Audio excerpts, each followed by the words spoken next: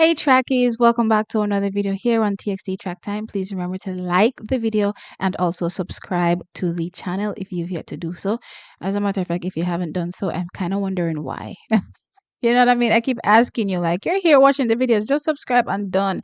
But I mean, if you're forcing all the time to subscribe, jeez.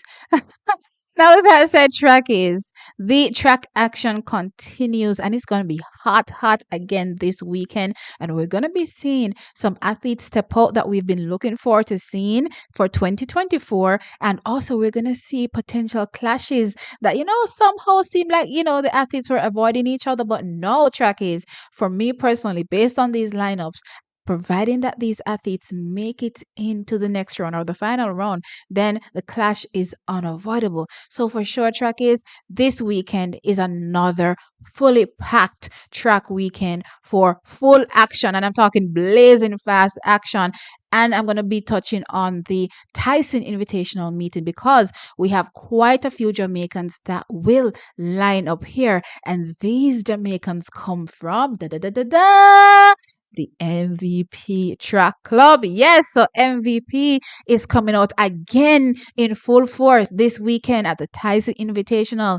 Now, track is one of the events that I'm looking at is this women's 60-meter dash. Now, here we have Tia and Tina. Both line up trackies, and let me tell you, all season I've been watching these little 6 meters here locally, and I'm saying to myself, even seeing, Tina go international with her thing, and I'm like, all right, it looks like, whatever is happening in terms of race structure, it looks like there's some kind of avoidance happening between Tia and Tina. So I'm kind of loving it. But no, trackies, they're scheduled to face off. No, in the first face off, some people were like, well, they didn't face off, but that race where overall Tia walked away with the win. Some people were of the view that if they were in the same race, Tina would have won. Some people said Tina would have won. You know what I mean? So it's very, very interesting. Am I mixing up the names, child? I don't even know at this point, but yeah.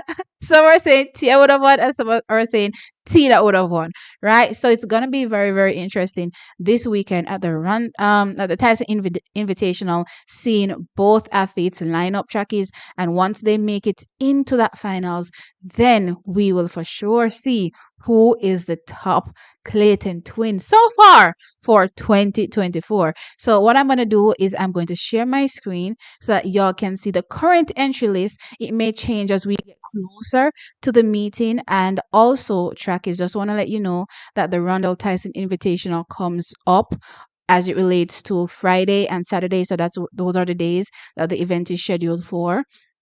So look out for it for those 2 days. But it's TXT track time. So I'm definitely going to keep you updated as it relates to what is going on as per usual. Now, trackies, as you can see right here, right off the bat, this is the Tyson Invitational.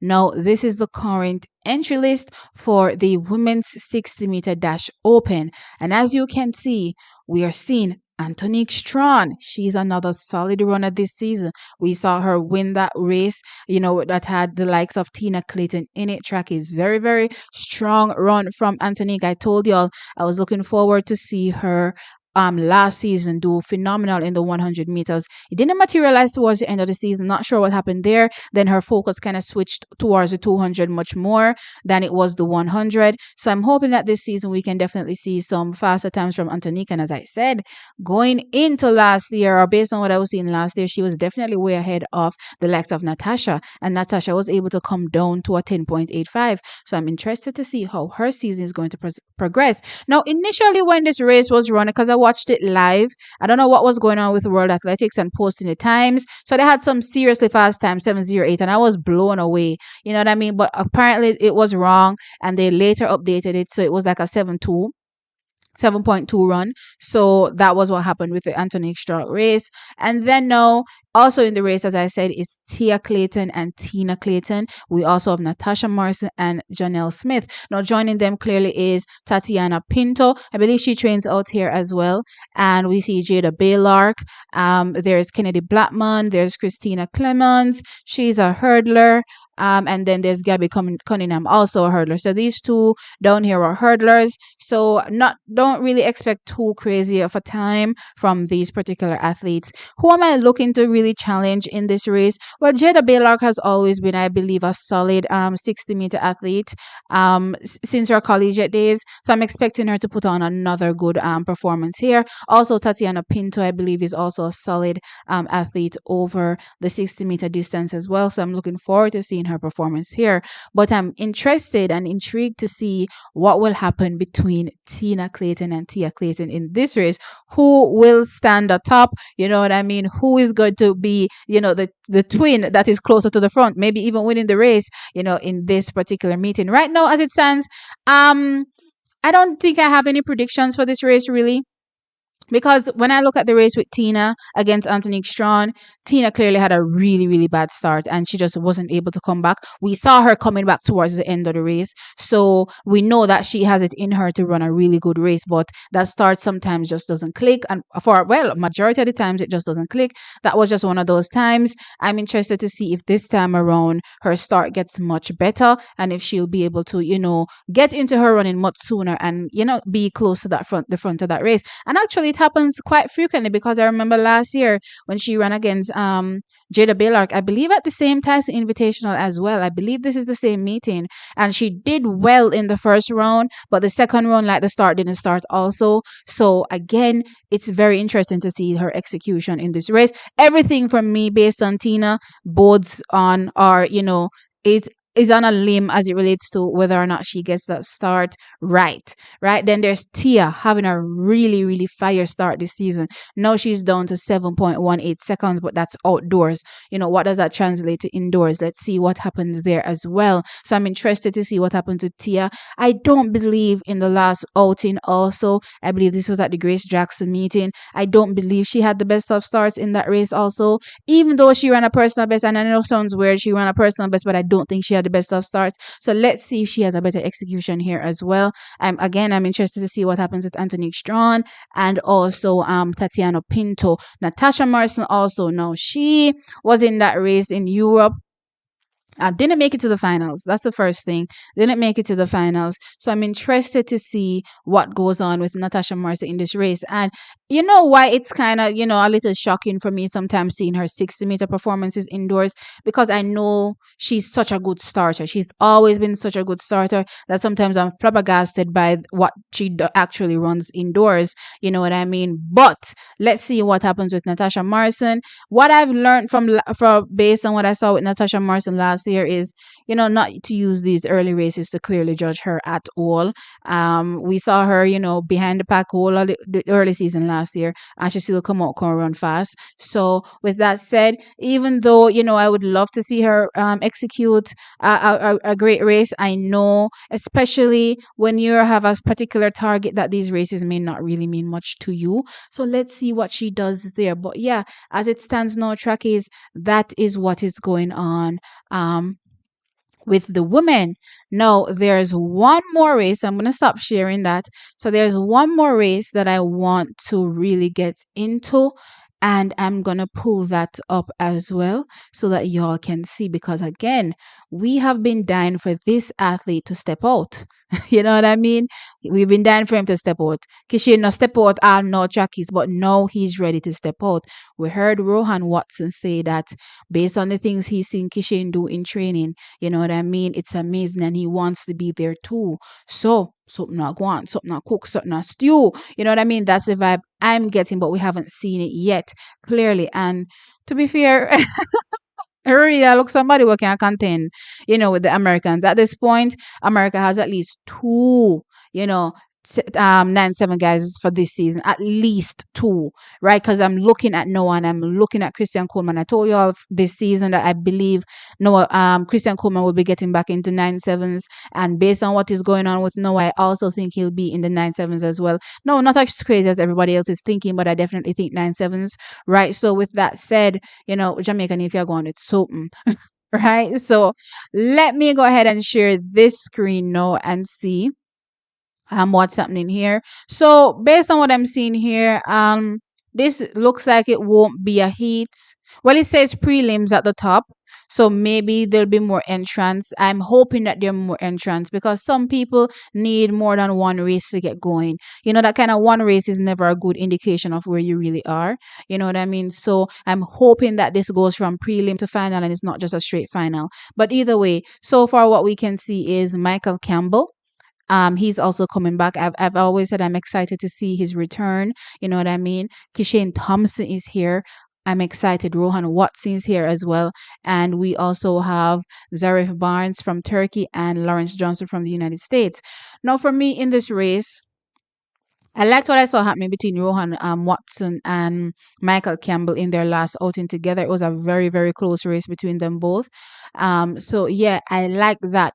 But the thought process is that Kishane is ahead of them. That's what I'm, assuming, right? And then when I look at the bigger scheme of things, we see again Noah out here running 6.64. We see also our Jamaican running 6.45, right? So Akeem Blake is out there, really, really popping at his start. And I talked about Kishane Thompson having to have a better start to make sure he doesn't fall behind. And I pointed out Christian Coleman because he has a start that fires. He may fizzle out towards the end, but he can hold on. How far ahead he gets from you, then yeah, he can pretty much hold on, right? And as long as he gets into 10-7, then it's going to be hard, hard, hard to catch a Christian Coleman, right? So with that said, I'm hoping that I can definitely see a really, really popping start from not Christian Coleman, sorry, from Kishane Thompson in this race. I'm very excited. I'm very thrilled to see what happens here. Barring anything crazy, I think Kishane will definitely walk away with this race. You know what I mean? Trackies, this is something to look forward to as far as I'm concerned. So I definitely think you all should look forward to it. It will give us, a peep into, what could potentially come for Christian. Why do I keep saying Christian Coleman? For Kishane Thompson. Now, with that said, Trackies, don't get me wrong. I expect the execution to look like he's executing his 100 meters. That's what I'm looking to see, right? Based on what's going on with Kishane Thompson, right? So that's what I'm looking for. So keep that in mind as well. He won't look like a typical 60-meter athlete running this race. I don't believe so. So let's see what happens on over the weekend with this event. A few more events come up, trackies, with some more Jamaicans. So I don't want to make it look like I'm not highlighting them, right? So we have in the women's 400 meters, we have a few athletes that line up here. So let me just give them a shout out so you can look out for that race as well. Coming up so far, we have Sada Williams from Barbados coming up. She's in this lineup, trackies. Also in this lineup is Anjanette Knight. She's been running a few 400s, like what I'm seeing here. Need to get that speed up. Okay, let's take a look at Femke Ball right now. Femke Ball is doing some crazy things. She's a monster at this particular point, having people questioning like, is this even possible? Like, less than an hour later from running a world lead in the 400 meters, out here running a personal best in the 200 meters. So one was, a 49, mid race, and then we have a 22 mid race again from her. That was like a 22.64, right? So it's crazy what Femke Ball is out here doing. So if Anjanette Knight wants to live with her, then Anjanette Knight has to work on her speed as well, right? So these athletes have to run the race like a sprint, run this 400 meter like a sprint, right? Stephanie-Ann McPherson saw her in Europe as well. Wasn't the strongest race, but I believe I was advised that what was going on with the MVP athletes, that it was a training run, especially when we talk about Rasheen McDonald, and I may get to him because I believe he's also in the men's 400 meters. So I'll talk about him some more when I get there. Genevieve Russell lines up here. So same thing like Anjanette Knight. Same thing applies for Genevieve Russell in my mind. Y'all girls have to get faster. Have to run. Even when you're feeling that pain, you have to run through the pain. You know what I mean? And again, I keep saying, I've always heard, so I don't know how true it is clearly because I've never run the 400 meters in my life, but they've always said whether you run it slow or fast, you're going to feel that pain. You know what I mean? So, come on, girls, we just got to do it. You know what I mean? And then there's Stacy in this race. Stacey has been having a phenomenal season so far. You know what I mean? So I'm looking to see her continue to build and grow. To me, it looks like Stacey could probably end up going to the World Indoor Championships. Based on what I'm seeing so far, she's running good enough times to enter. So let's see. Then we have Gianna Woodruff. We have she's from Panama. We have Mariana from Ukraine. She's Shostak from Ukraine. Then we have Anna Cockrell. She does the 400-meter hurdle. So the same thing. These girls are looking to get faster, right? Alexis Holmes. We have Paris Peoples, and Lene is also here as well. So Lene and Stacey-Ann are our fastest 400-meter athletes this season, so I definitely expect to see them towards the front of the pack. I'm interested to see where Sada is in this race. I believe she'll be someplace around third-ish. You know what I mean? So I definitely have this race being potentially Lene, Stacey, and Sada. I believe those three athletes, in no particular order, will be in top three in this race, right? And again, as you can see, there are 11 people here, and this is a timed finals. So again, we'll see after the two races are run. Everybody's not going to be in the same heat, clearly. So let's see after the two races are run. Is it two races? Yeah, I think this is two races because there are 6 lanes, right? So let's see, but this is also going to be a very, very interesting race in my mind. Let's keep going. So there's one more event that I want to look at, and that is the men's 400 meters. So let me just see if I can find that here. Is this it? Okay, I think this is it. No, this is not it. So I'm not seeing it. Oh, I believe this is probably the men's 60-meter hurdles. Okay, so we also have the men's 60-meter hurdles. We don't have the 400. I don't think I'm seeing the 400. I thought I was seeing the 400, but not. Okay. All right. So, it was a training run. Let's just say it was a training run from Rasheen McDonald. So he was pretty much supposed to go as hard as he could to that 200 meters. Um, and yeah, so that's pretty much what happened with him. So nothing was really wrong with him in the race. I did, find it strange how he ran. I didn't think it was part of the plan, but it seemed as though it was part of the plan. So I'm just glad that he's okay. And then now, so let's look at this final event here with the hurdles, right? So let's share now. We have Rashid Broadbell coming up here. So we have a few elite athletes that are definitely popping out as well. So that's exciting.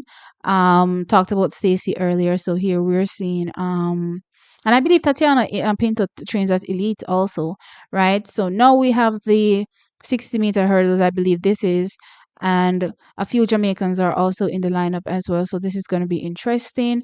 I'm sure this will be a heat to finals race based on the amount of entrants. So again, for those athletes that take some getting into their running, especially for Rashid Broadbell, he's infamous for not having the best of starts, and having to come back on the field. And we saw Grant Holloway. And let me just say about this whole Grant Holloway thing, that's nothing new. What we saw with Grant Holloway over the weekend is nothing new. He always does this in the 60 meters. So we're not afraid. We're not frightened.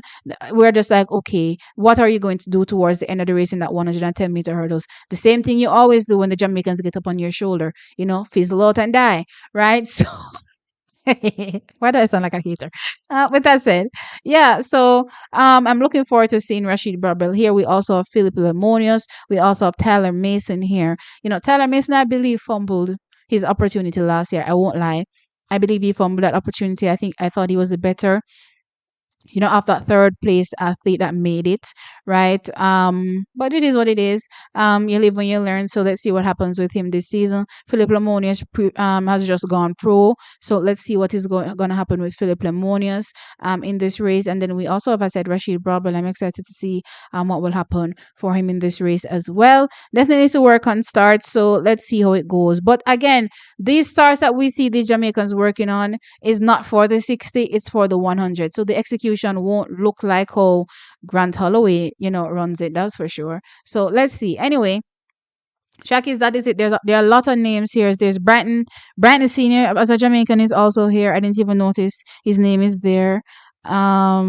There's Jerome Campbell. He sounds pretty much Jamaican also. So let's see. There are a few people here, but as we get closer, Trackies, I will give this another look to see, if the names change, if the entrance change, then things may get more spicy. You know what I mean? But for now, definitely look out for this meeting. So this will be the Tyson Invitational that comes up on the 9th and the 10th.